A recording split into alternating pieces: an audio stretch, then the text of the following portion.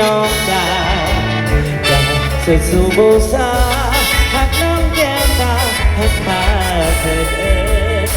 ขอสู้เลยครับ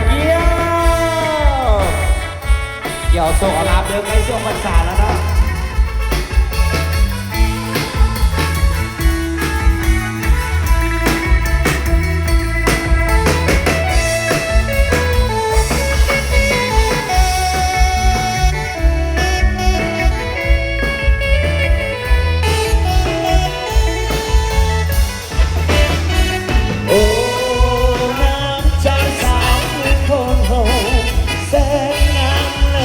ทรงองค์อาจเข้าวัฒนาธรรมน้องสร้างบุญมาทั้งชลาที่สดมากเราสาดีน้องที่งามทั้งสวยเลิศล้ำยิ่งกว่าจัน